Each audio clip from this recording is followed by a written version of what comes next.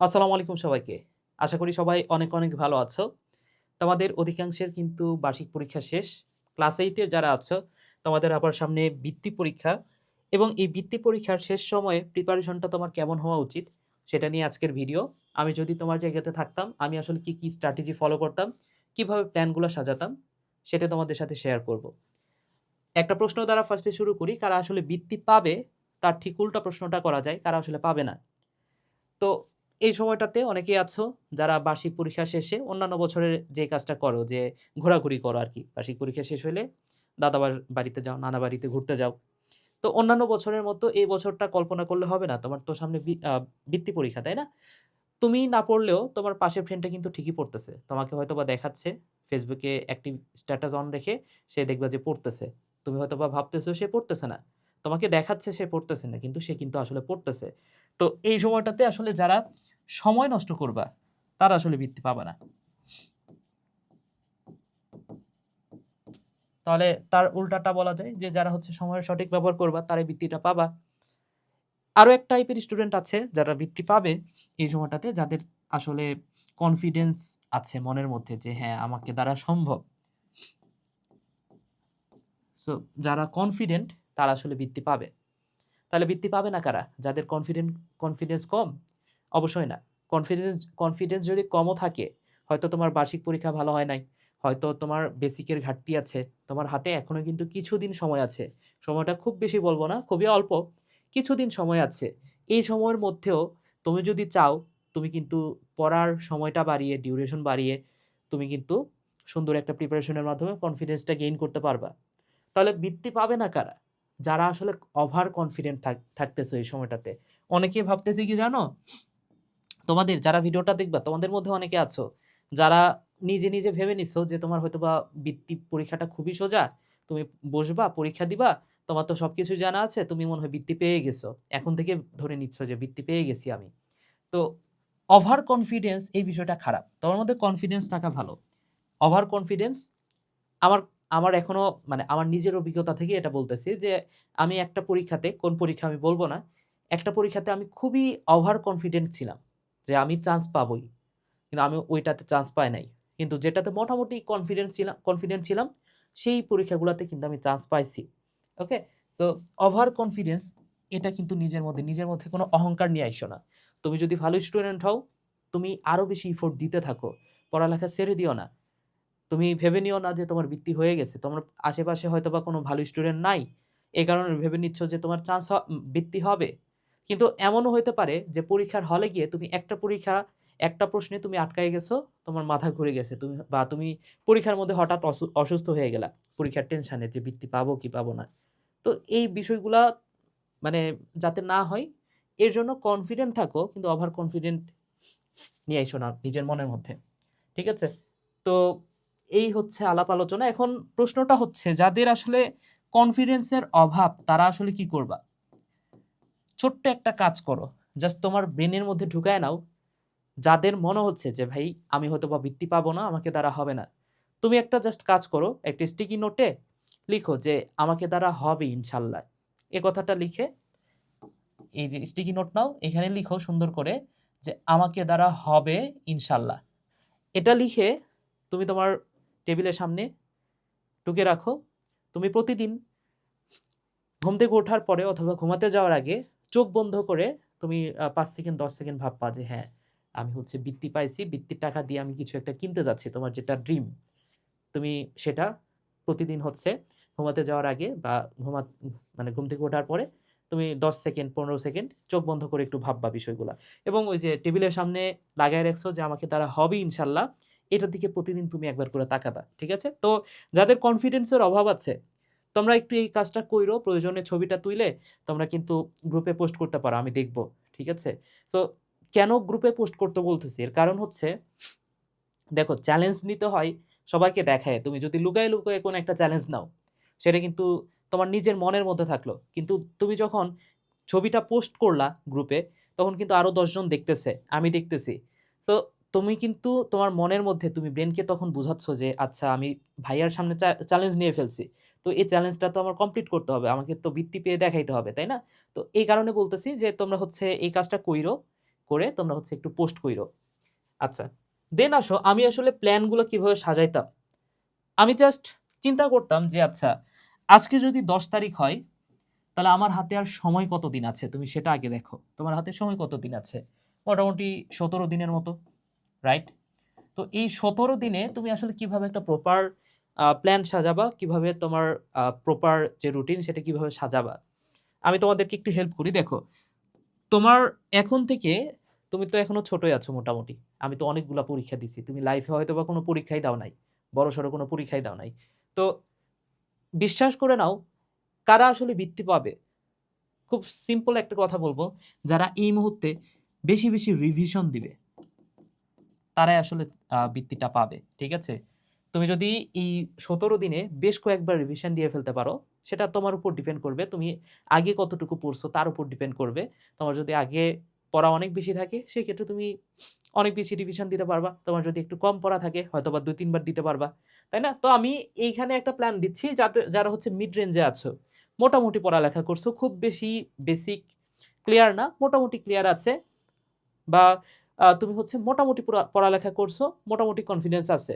তাদের জন্য একটা প্ল্যান দিচ্ছি। দেখো, আমি যে কাজটা করতাম তোমাদের জায়গাতে থাকলে, আমি জাস্ট সিম্পলি এই ১৭ দিনকে ৩ টা ফেজে ভাগ করে ফেলতাম। যেমন এখানে একটা ফেজ তোমাদেরকে দেখাইছি। ১০ তারিখ থেকে ১৭ তারিখ পর্যন্ত একটা ফেজ। ১৭ তারিখ থেকে ২২ তারিখ পর্যন্ত এখানে ৫ দিন আছে, ৫ দিনের একটা ফেজ। অ্যান্ড ২২ তারিখ থেকে ২৭ তারিখ এইখানে একটা ৫ দিনের ফেজ। ২৮ তারিখ থেকে তো পরীক্ষা তোমাদের, তাই না? তো মোট ১৭ দিন। এই ১৭ দিনের আমি ফার্স্টে ৩ টা ভাগে ভাগ করে ফেললাম। এবার এই ৩ টা ভাগে আমি কোন ভাগে কি কাজ করব, সেই প্ল্যানটা তুমি জাস্ট তোমার, মানে আমি জাস্ট লিখে রাখছি এখানে। তুমি কি করবা, স্পেসিফিক প্ল্যানগুলা তুমি তোমার বোর্ডের সামনে লিখে রাখতে পারো। হ্যাঁ, কোন একটা কাগজে লিখে রাখতে পারো, এবং তুমি ওই প্ল্যান অনুযায়ী তুমি আগাও। ঠিক আছে? তুমি কতবার রিভিশন দিতে পারবা? আমি এখানে ৩ বার রিভিশনের কথা বলছি। তুমি যদি ৪ বার রিভিশন দিতে পারো, তুমি এই ফেজগুলা টাইম ডিউরেশনটা আরেকটু কমায় নিয়ে আসো। দেন এই ফেজগুলো সাজাও সেইভাবে। ৪ দিন করে ফেজে রাখতে পারো। প্রতিটা ফেজে ৪ দিন করে। তুমি যদি ৪ দিনে একবার সবগুলা অধ্যায়, সবগুলা সাবজেক্ট রিভিশন দিয়ে শেষ করতে পারো। আচ্ছা, দেন আসো ফেজ 1 এ তুমি আসলে কি করবা? ফেজ 1 এ প্রথম ৭ দিন, অর্থাৎ ১০ তারিখ থেকে ১৭ তারিখ পর্যন্ত। এই সময়টাতে তুমি ফার্স্টেই খুঁজে বের করবা তোমার আসলে কোন অধ্যায়টাতে উইক পয়েন্ট আছে। কোন অধ্যায়টা তুমি বোঝো না, কোন কনসেপ্টে তোমার ঘাটতি আছে, বায়োলজির কোন চিত্রটা তোমার আঁকানো নাই, কোন জায়গাটাতে তোমার আসলে দুর্বলতা আছে, সেই জিনিসগুলো ফাইন্ড আউট করো। সেগুলো হচ্ছে তুমি মার্ক করে ফেলো কলম দিয়ে, যে কোনো একটা হয়তো ইউনিক কোনো একটা কালারের কলম দিয়ে, লাল কালারের দিয়ে করতে পারো। তুমি হচ্ছে মার্ক করে ফেলো যে এই জায়গাগুলোতে আমি অনেক বেশি হাইলাইট করতে হবে, এই জায়গাটা আমার বোঝা নাই। আমি যখন বার্ষিক পরীক্ষা তো মাত্রই দিচ্ছ, তাই না? তো সেই সময়টাতেও একটা রিভিশন হয়ে আছে।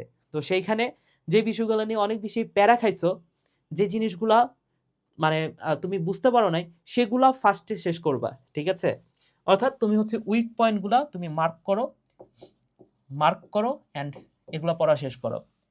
আচ্ছা, এখন এটা কিভাবে তুমি হচ্ছে উইক পয়েন্টগুলা, যেই জায়গাগুলোতে তোমার দুর্বলতা আছে, তুমি তো নিজে পড়ে নাও বুঝতে পারো। তুমি যে কাজটা করতে পারো, সিম্পলি কোনো একটা শর্ট ক্লাসের সাহায্য নিতে পারো। কিভাবে ক্লাসের সাহায্য নিবা? তোমার কাছে যদি কোনো রিসোর্স থাকে তাহলে তো ভালো, যদি না থাকে খুব সুন্দর একটা সমাধান হচ্ছে শিওর স্কলারশিপ প্রোগ্রাম, যেখানে প্রায় 40টা কম্প্যাক্ট ক্লাস আছে। তো এটা কোর্সটা তো অনেক দিন ধরে চলছে, তাই না? সামনে আবার 12 তারিখ থেকে কিন্তু লাইভ ক্লাস আছে আবার। ঠিক আছে? অলরেডি 10টা লাইভ ক্লাস হয়েছে। 12 তারিখ থেকে কিন্তু আবারও লাইভ ক্লাসে আমরা যাব। তো যারা আছো এখন কিন্তু এনরোল করতে পারো। 12 তারিখ থেকে তোমরা হচ্ছে একদম টানা 5টা লাইভ ক্লাস পাবা। 5টা লাইভ ক্লাস পাবা। ঠিক আছে? সো এনরোল করতে পারো। এখন কথা হচ্ছে যে ভাইয়া, এখানে যে 40টা ক্লাস আছে, সবগুলো ক্লাস কি তোমার করতে হবে? না। যেই ক্লাসগুলোতে তোমার দুর্বলতা আছে, যে অধ্যায়টা তুমি বোঝো না, সেই ক্লাসগুলো করো। তুমি জ্যামিতি বোঝো না, জ্যামিতি করো। তুমি হচ্ছে আ চিত্র চিত্র বোঝো না, চিত্রর জন্য তো একটা ফ্রি প্লেলিস্ট বানানো আছে, বা ফ্রি একটা ভিডিও দেয়া আছে। YouTube এ যাও, সেই ভিডিওটা দেখো। আচ্ছা, তুমি যদি হচ্ছে ওই যে পিথাগোরাসের উপপাদ্য, ওই অধ্যায়টা না বোঝো, তুমি ওই অধ্যায়টা করে নাও। ঠিক আছে? তো 40টা ক্লাস তোমার করতে হবে, বা 40 যতগুলা ক্লাস আছে সব করতে হবে, বিষয়টা এমন না। তুমি কোর্সটা যদি তোমার কাছে থাকে, যেকোনো জায়গাতে তুমি আটকায় যাচ্ছ, পুরা বই পড়ায় দেওয়া আছে। তুমি জাস্ট ওই জায়গাটাতে গিয়ে ওই স্পেসিফিক বিষয়টা তুমি বুঝে ফেলো, শেষ। আচ্ছা, তাহলে দেখো এই যে উইক পয়েন্ট, যেটা উইক পয়েন্টের সমাধানটা হইল। আচ্ছা, দেন তোমার যে কাজটা করতে হবে, এই 7 দিনের মধ্যে অল সাবজেক্টের সবগুলা অধ্যায়, হ্যাঁ সব অধ্যায় তোমার রিভিশন কিন্তু শেষ করতে হবে 7 দিনের মধ্যে, যেভাবেই হোক। 7 দিন লাগবে না ভাইয়া, তোমার যদি আগে থেকে ভালো করে প্রিপারেশন নেওয়া থাকে, আগে থেকে যদি তোমার পড়া থাকে, তোমার 7 দিন লাগবে না, 2-3 দিনে এনাফ। সবগুলা সাবজেক্ট তুমি রিভিশন দিতে পারবা। হয়তো কঠিন মনে হচ্ছে, কিন্তু পারবা ভাইয়া, ঠিক আছে? না পারলেও পারতে হবে। তোমার যদি ডিউরেশন পড়ার কম থাকে, তুমি দিনে 3-4 ঘন্টা করে পড়তেছিলা, তুমি ডিউরেশনটা বাড়াও, তুমি হচ্ছে 6 ঘন্টাতে নিয়ে আসো, 8 ঘন্টাতে নিয়ে আসো, 9 ঘন্টাতে নিয়ে আসো। এই মাত্র 17 দিনের পরিশ্রমে তুমি যদি একটা ভালো ফল পাও, তুমি কয়দিন পরে ছুটি কাটাও না, ঠিক আছে? এখন ছুটি কাটানোর কথা, তুমি কাটাইতে পারতেছো না, তুমি 17 দিন 20 দিন পরে কাটাও না, সমস্যা কি? কাটাইতে তো পারবা, তাই না? আচ্ছা, তো এই প্রথম 7 দিনে তুমি কিছু শর্ট এক্সামও দিতে পারো। সো শর্ট এক্সাম তুমি কোথা থেকে দিবা? তুমি দেখবা যে তোমার গাইডের প্রত্যেকটা অধ্যায় শেষ হলে সেখানে কিছু প্র্যাকটিস কোশ্চিন থাকে। তো তুমি উত্তরটা ঢেকে রেখে তুমি প্র্যাকটিস কোশ্চিনগুলো সলভ করে ফেলতে পারো, ঠিক আছে? অথবা হালকেনস্টাইনের যে মডেল টেস্ট আছে, সে সাজেশন বুক আছে, এই সাজেশন বুক প্লাস মডেল টেস্ট এটাও কিনে ফেলতে পারো। যাই হোক, এরপর আসো, প্রথম 7 দিন গেল, দেন হচ্ছে ফেজ 2। এই 5 দিনে তোমার আসলে করণীয় কি? তোমার ওই যে রিভিশন, যেহেতু তুমি অল সাবজেক্টের একবার দিয়ে ফেলছো, এইবার রিভিশন দিতে সময় লাগবে না, তুমি জাস্ট রিভিশনটা দিয়ে ফেলবা, ঠিক আছে? এটা তোমার সেকেন্ড রিভিশন। এবং সেকেন্ড রিভিশনের সাথে এক্সাম তো চলবেই, ওই যে শর্ট এক্সাম যেগুলো আছে, হয়তো এখানে প্রতিদিন তুমি এক্সাম দিতে পারো নাই, সবগুলো অধ্যায় দিতে পারো নাই, এই 5 দিনে এসে তুমি হচ্ছে শর্ট এক্সামগুলো দাও। এই এক্সামগুলো আমি বলতেছি যে 15 থেকে 20 মার্কের মধ্যে এক্সাম যেগুলো আছে, 15 থেকে 20 মার্কের মধ্যে এক্সাম। এবং এই 5 দিনের মধ্যেই তোমার 5 থেকে 6টা বা 2 থেকে 3টা, তোমার যে কয়টা সম্ভব হবে, হ্যাঁ, বিশেষ করে যেহেতু 5টা সাবজেক্ট, 5টা মডেল টেস্ট দাও এই সময়টাতে, ঠিক আছে? 5টা বা 10টা তোমার পক্ষে যে কয়টা সম্ভব, তুমি হচ্ছে মডেল টেস্ট এক্সাম দিবা। এবং এই মডেল টেস্ট হচ্ছে 100 মার্কের মডেল টেস্ট দিবা, ওকে? এবং এই সময়টাতেও তোমার যদি কোনো উইক পয়েন্ট থাকে, যেমন চিত্র, হ্যাঁ, সেই জিনিসগুলো হচ্ছে তুমি সলভ করে ফেলতে পারো, উইক পয়েন্ট যদি থেকে থাকে। দেন এখানে একটা পয়েন্ট লিখে রাখছি, দেখো ভুল। ভুল মানে কি? এই যে এক্সাম দেওয়ার পরে যেই ভুলগুলা তুমি ফাইন্ড আউট করবা, যে জায়গাগুলোতে ভুল করতেছো, সেই ভুলগুলা কিন্তু তুমি দাগায় রাখবা, ঠিক আছে? ভুল করছো, তুমি হচ্ছে ওটা জাস্ট স্কিপ করে গেলা, তুমি ওটা দেখলাও না আর। এটা কিন্তু পরীক্ষায় চলে আসলে তুমি কিন্তু পরীক্ষাতেও ভুল করবা।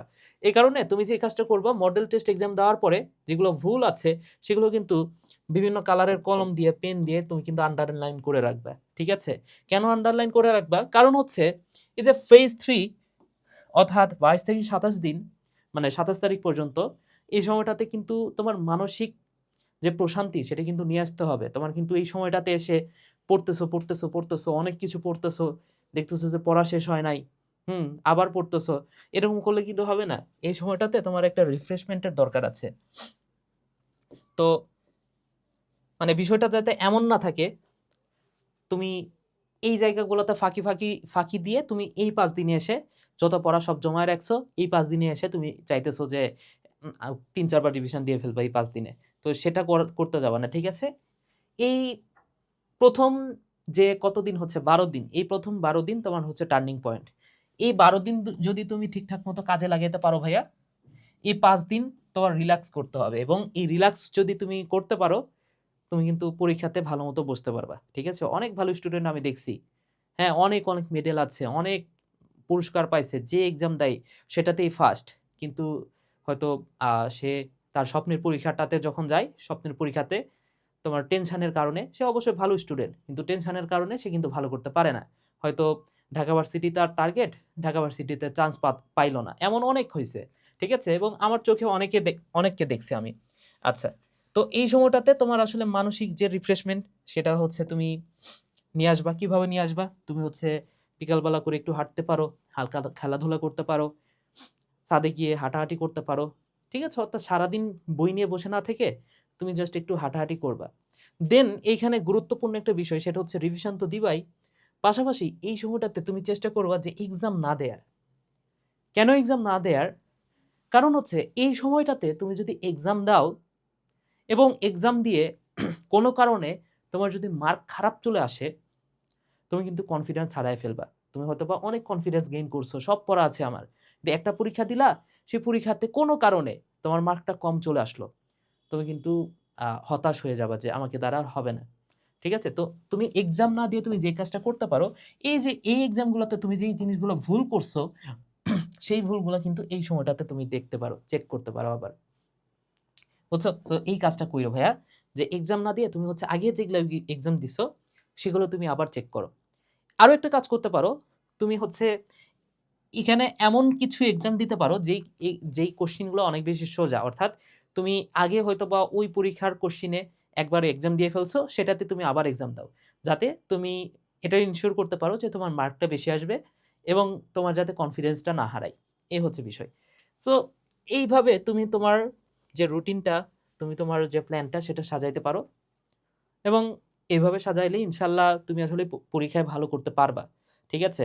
আর যদি হচ্ছে তোমার রুটিন দরকার হয় কবে কি পড়বা, সেটা নিয়ে মনে হয় তোমার আশিক ভাইয়া ভিডিও বানাইছে অলরেডি। ঠিক আছে? তো সেটা তুমি তোমার নিজের মতো করে সাজায় নিও। কিন্তু এই প্ল্যানটা ভাইয়া তুমি রাইখো। ঠিক আছে? যে তুমি কতদিনের মধ্যে কোন একটা সবগুলা অধ্যায় শেষ করতে পারবা, এই প্ল্যানটা অবশ্যই রাখতে হবে তোমার কাছে। সো ভিডিওটা এখানেই শেষ করছি। সবাই ভালো থাকো, সুস্থ থাকো। টাটা।